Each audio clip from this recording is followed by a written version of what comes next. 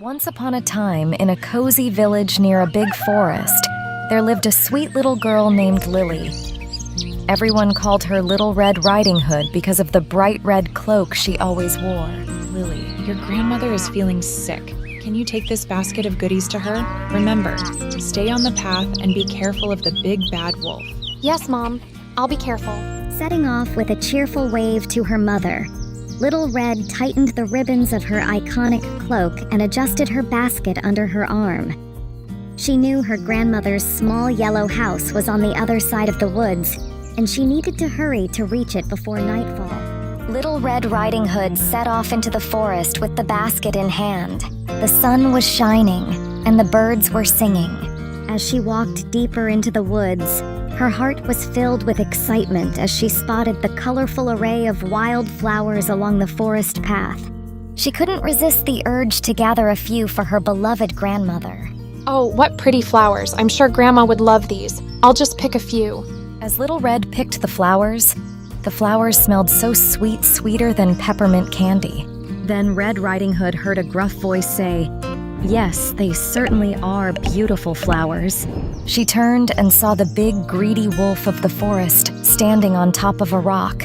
Red Riding Hood had never seen a wolf before, so she was not afraid. She thought he was the biggest and most beautiful brown dog. Hello there, little girl. Those are lovely flowers. What are you doing all alone in the forest? My grandma is not feeling well, so I am going to visit her with some fresh cookies and a bouquet of flowers. Where does your grandmother live? She lives in a small yellow house with a red roof just over the hill. Oh, I see. You know, I think I know a quicker way to your grandma's house. Why don't you take the path through the sunflower field? The wolf, with a mischievous grin, hurried off towards Grandma's house.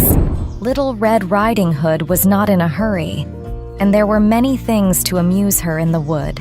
She ran after the white and yellow butterflies that danced before her, and sometimes she caught one, but she always let it go again, for she never liked to hurt any creature. On her way to her grandma's house, she saw a woodman in the forest. While Little Red Riding Hood was walking towards the grandma's house, the cunning wolf galloped on as fast as he could to the old woman's house. The wolf arrived at Grandma's house and knocked on the door. She lived in the house all by herself. Who is there? Little Red Riding Hood, Granny, said the wolf, trying to speak like the child. When Grandma opened the door, the wolf swallowed her whole. Then he put on her nightgown and cap and snuggled into her bed, waiting for Little Red. When Red Riding Hood arrived at her grandmother's house, she knocked at the door, but there was no answer. She knocked again, and a strange, gruff voice said, "Lift the latch and come in." It was strange, but the bright sunshine of the forest made Grandmother's room appear very dark to see through, making it difficult for her to see her grandmother clearly. Something seemed off about her grandmother's appearance. Her features looked uncharacteristically altered, and her voice had a deep, gruff quality that was quite unlike her usual warm, gentle tone. Red assumed her grandmother might be suffering from a severe cold with no one to look after. Oh, Grandmother, how you have changed. What big eyes you have. All the better to see you with, my dear. Oh, Grandma, what big ears you have. All the better to hear you with, my child. Oh, but Grandmother, your nose, what a long nose you have. Oh, Grandma, what big teeth you have. All the better to eat you with. The wolf leaped out of bed, ready to devour Little Red. Just then, a brave woodsman who had been chopping wood nearby heard the commotion. He rushed into the cottage and saw the wolf attacking Little Red. The woodsman quickly axed the wolf, killing it. He cut open the wolf's belly and freed Grandma, who was still alive.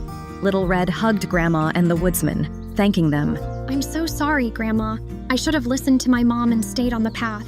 It's okay, my dear. You've learned a valuable lesson. Always be careful and don't trust strangers. From that day on, Little Red remembered to always stay on the path and never talk to strangers. And they all lived happily ever after. Thank you for spending this time with Dreamline Storytime. Don't forget to like, share, and subscribe to our channel for more amazing content. Hit the bell icon to stay updated on our latest videos. Until we meet again, keep dreaming and stay cozy. Goodbye.